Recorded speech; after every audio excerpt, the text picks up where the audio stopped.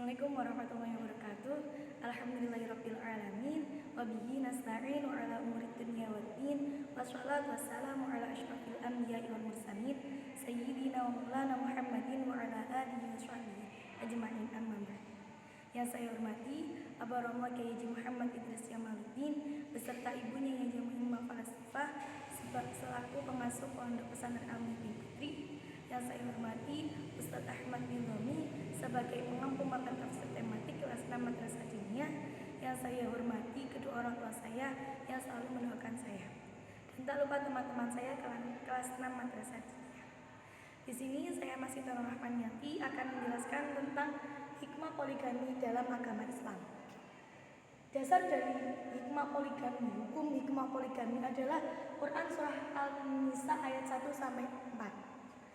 Kemudian kita akan membahas tentang makna global dari ayat tersebut. Yang pertama menjelaskan tentang takwa.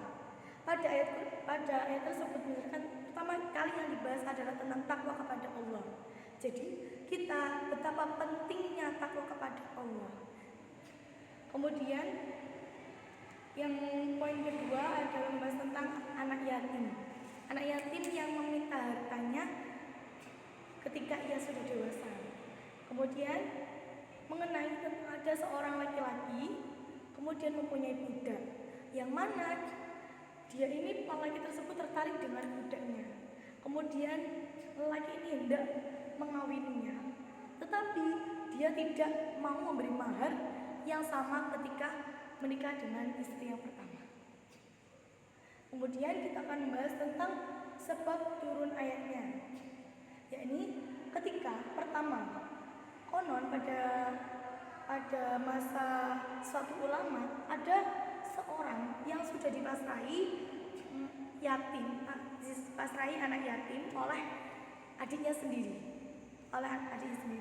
Kemudian ketika anak yatim tersebut sudah dewasa, dia hendak minta hartanya. Kemudian lelaki tersebut menolaknya. Kemudian anak laki-laki kecil yang sudah dewasa, anak yatim tersebut matur ke Rasulullah.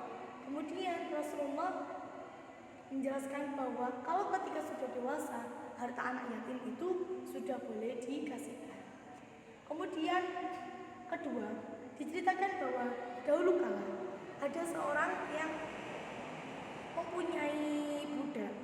Kemudian dia tertarik sama budak tersebut. Kemudian dia hendak mengawininya. Tetapi dia ingin mengasihi mahar yang mana maharnya tidak sama dengan istri yang pertama. Maka turunlah ayat ini. Kemudian cerita yang ketiga, poin yang ketiga dari sebab turun ayat, yaitu ketika ada laki-laki yang sudah menikah 2 kali, 3 kali, tetapi dia tidak berperilaku adil. Makanya turunlah ayat An-Nisa ayat 1 sampai 4. Oke, kemudian kita bahas tentang kandungan hukum yang terdapat pada ayat ini. Yang pertama, menjelaskan tentang meminta harta dengan wasilah nama keluarga.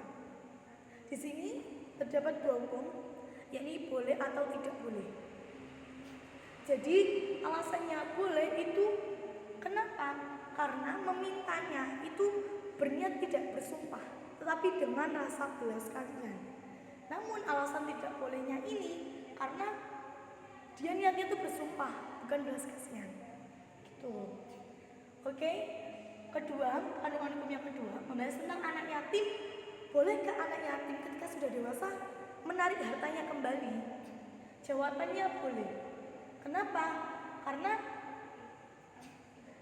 di suatu ayat Rasulullah itu memerintahkan bahwa Allah itu berfirman bahwa ketika lepaskanlah atau kasihkanlah harta anak yatim ketika ia sudah dewasa. Tuh. Tetapi ada juga yang berpendapat berikanlah kepada anak yatim. Nah, ketika ia masih anak kecil. Nah, kenapa? Karena dibuat untuk memberi makanan, pakaian, dan lain-lain. Tuh. Kemudian kandungan hukum yang ketiga, bolehkah kawin lebih dari 1? Oke, jawabannya itu apa hukum kawin, apa hukum menikah? Pertama, menurut jumhurul ulama,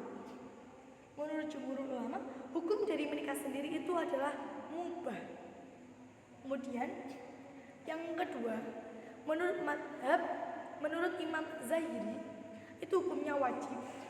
Tetapi menurut dari Imam Fakhr Ar-Razi menyatakan bahwa menikah itu tidak harus.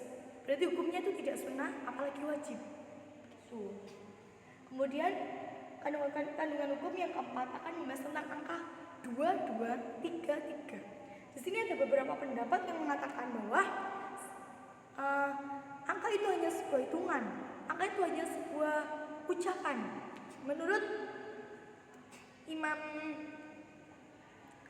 ulama ahli bahasa, angka 234 ini hanya sebagai hitungan.